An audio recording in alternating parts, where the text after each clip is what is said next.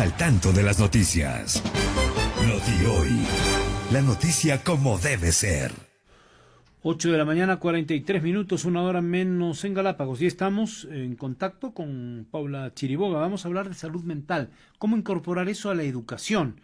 Lo haremos enseguida, después de la mención publicitaria.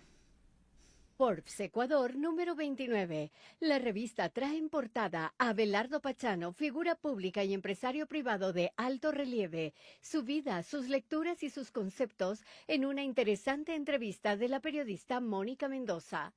La ejecutiva ecuatoriana Sandra Martínez y su interesante trabajo en Australia. La empresaria Rocío Vázquez, del mundo de la joyería y el turismo, su paso por un ministerio y su éxito en el mundo de los negocios. Estos y muchos temas económicos y financieros del Ecuador y el mundo encuentre en la revista Forbes Ecuador número 29 en Supermaxi, Megamaxi, Mi Comisariato, Mr. Books, Librimundi, Travel Stores, Medicity y Tipti. Muchas gracias. Con nosotros Paula Chiriboga. Vamos a hablar de algo clave. Ella considera que es un paso histórico que la salud mental entra a las aulas, un desafío en las escuelas del país. ¿Cómo hacer para que este tema que está inquietando al planeta entero, de la gran preocupación por la salud mental, la asimilemos como sociedad, pero a través de las aulas la comuniquemos mejor, la entendamos mejor y la vayamos haciendo carne en nuestros procesos de educación y de llevar adelante una vida más sana, en la mente también? Paula, un gusto saludarte. Buenos días. Gonzalo, gracias a ti por este espacio y por sumarte al interés de ser parte de este cambio hoy para Ecuador, para los niños, niñas, jóvenes y por qué no también adultos, porque los padres vamos a tener que también entrar y subirnos en este barco, porque la aprobación de esta serie de reformas para incluir la materia de psicoeducación en la malla curricular ayudará a prevenir y detectar problemas de salud mental. ¿Y esto qué hace? Reconocer la importancia del bienestar emocional en nuestros pobladores. ¿Cuánto tiempo ha estado oculto todo esto? ¿Cuánto de un tema que a veces se habla en voz baja, en secreto, no lo hemos afrontado, incluso ahora con una norma legal, pero esto debe suponer un cambio en nuestra actitud, bueno, desde los educadores hasta las instituciones y cómo no, como decías, en los adultos, ¿no? Frente a un tema que es indiscutiblemente importante, que está causando severos estragos incluso en la población, hasta con el extremo triste, doloroso del suicidio juvenil e infantil. Así es, Gonzalo. Creo que hay un antes y después de la pandemia en el tema social y emocional. Antes lo teníamos desapercibido y quienes entrábamos en terapia o teníamos algún proceso de sanación o de psicología en nuestra vida era a través de ir y buscar al psicólogo y tener esta ayuda. Pero creo que después de pandemia, esta necesidad de la salud mental, de una contención emocional, de nuestro entorno se hizo muy evidente. ¿Por qué se desató en pandemia de este modo? Como se desataron temas tecnológicos y otros, pero de la salud mental concretamente. Estamos dialogando con Paula Chiriboga. Gonzalo, porque nos pudimos mirar en un entorno de encierro en el que tuvimos que aprender primero a convivir con nosotros mismos.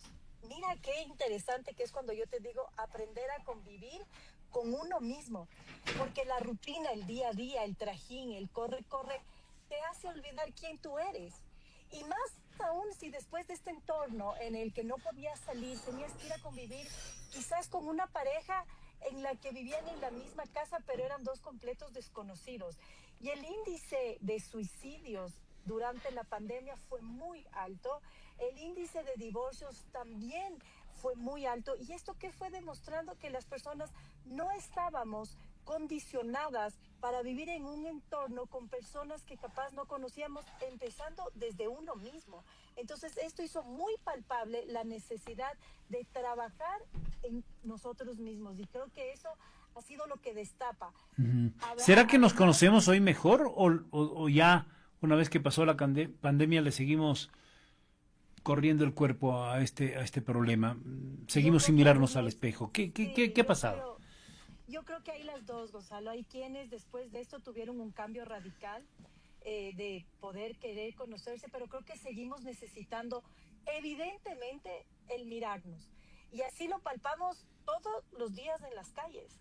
Cuando me cruzo un semáforo, ahorita miro un tráfico terrible en Quito, pero realmente yo salí de mi casa a 7:30 para poder llegar donde ti. Y tengo dos opciones, de ponerme brava, de cancelar la entrevista o qué sé yo, tener una fea actitud. Y esto qué nos demuestra es que estamos en un país inflamado emocionalmente. Vemos en las calles cómo la gente se baja y empieza una gresca por un semáforo, por un cruce de calle. Yéndonos más allá, todos los días se conoce de alguna historia de algún joven que quiere suicidarse, de un padre de Sí. familia que no logra cumplir con la economía de su hogar y cree que es mejor suicidarse. Es decir, vemos todos los días padres que matan hijos que por herencia van contra los padres. Entonces creo que esto es demasiado evidente que ¿Pero aún qué es? ¿Es una nos falta. descomposición social? ¿Es un tema de valores? ¿Es un tema, como tú decías, de no encontrarnos a nosotros mismos primero? ¿Y cómo esto que le sucede a la sociedad se traslada a eso del núcleo familiar, que donde en la pandemia se vio de modo muy significativo todos estos problemas, y llegamos a un sector de la población que parecería más frágil, vulnerable, o en el que todavía podemos trabajar para labrarnos un futuro distinto? Y por eso quiero ir al fondo de lo que habíamos planteado inicialmente. Ya con instrumentos legales en la mano, plantear esta educación, este espacio psicosocial en escuelas y colegios.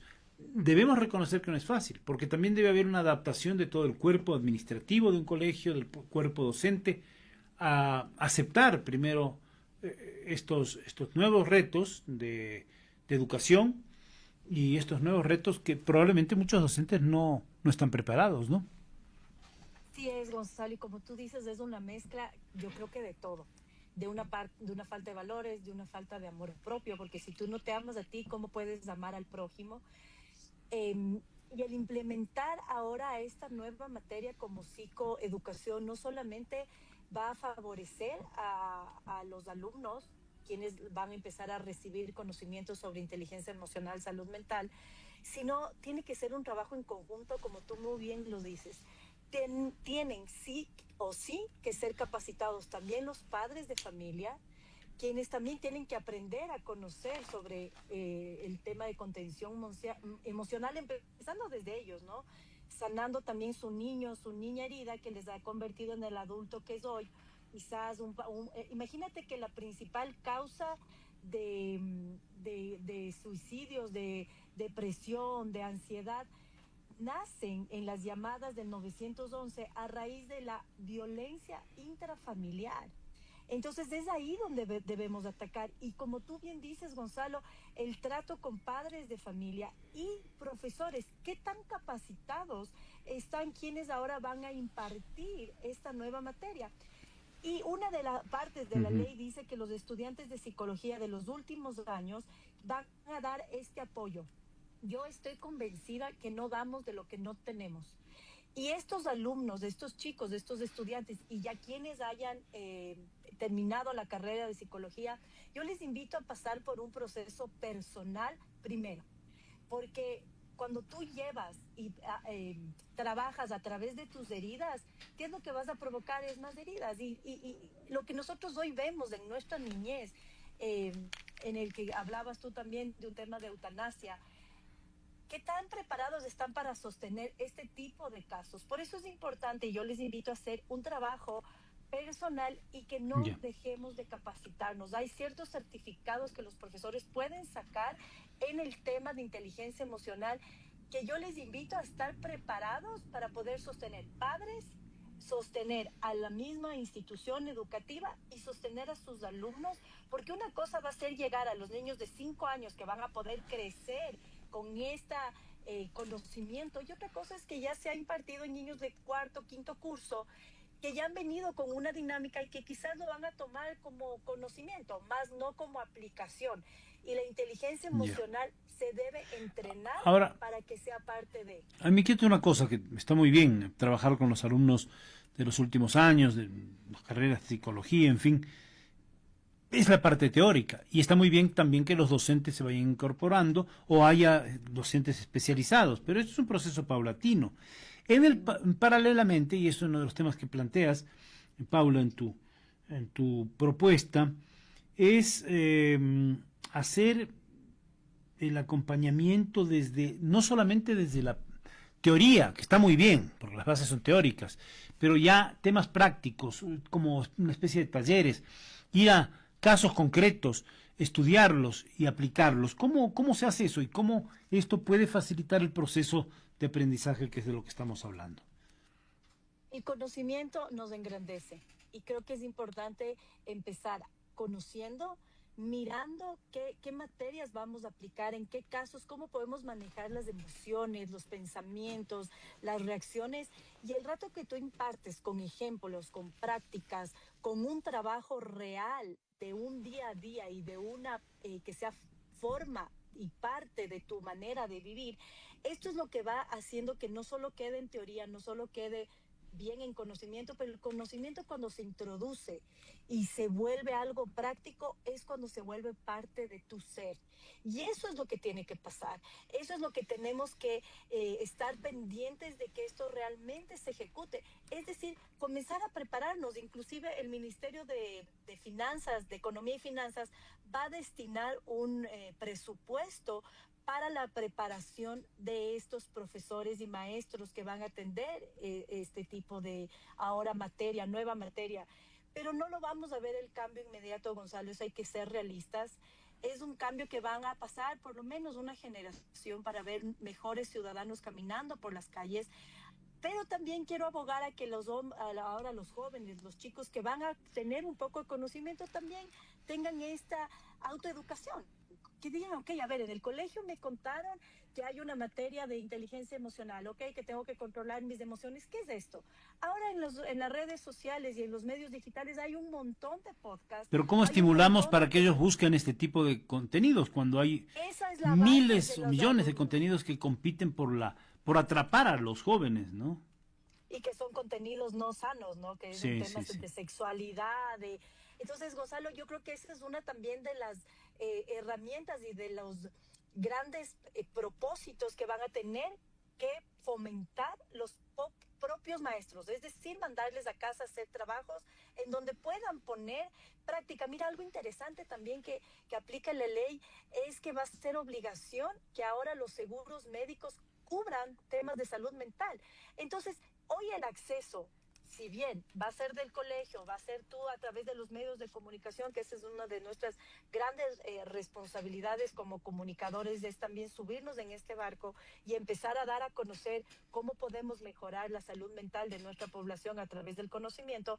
También creo, Gonzalo, que es importante que los padres también busquen este conocimiento, es decir, subirnos todos en este gran barco. Hoy Ecuador sí tenía una ley de la niñez y adolescencia, pero al incorporar estas reformas, creo que ya no tenemos pretexto. No podemos solo esperar que el Estado nos dé haciendo y nos dé dando todo, sino también tenemos que ser responsables nosotros mismos con nuestra vida y con nuestro entorno, más aún si se trata de nuestros hijos e hijas. Muchas gracias, muy interesante. Paula Chiriboga, nuestra invitada ahora para hablar de salud mental en la educación. Hemos dado un paso, hay que seguir adelante, hay que seguir construyendo. Gracias, Paula. Hasta una próxima oportunidad. Un saludo cordial. Un abrazo. Bueno, terminamos, hablamos un poco de compromisos internacionales de los equipos ecuatorianos. Hoy, Liga Deportiva Universitaria enfrenta a Lanús a partir de las 17 horas.